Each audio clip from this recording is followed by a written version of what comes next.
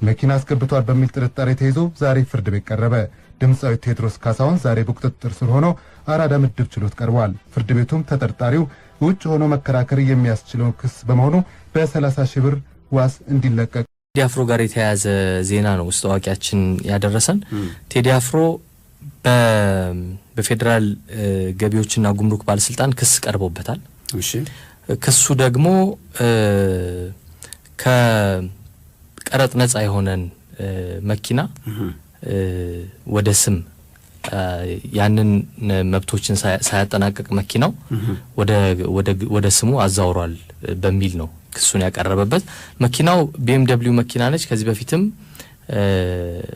በሰው ገጭቶበታል ተብሎ የተከሰባት መኪና ነች። BMW መኪና ነች።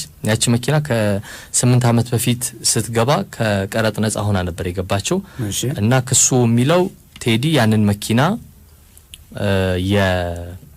የገዛው ከቀረጥ ነፃ ማስገባ ሰው እንደሆነ ያወቀ ነው የሚል ቅሬታ ነው ክስን የቀረበበት።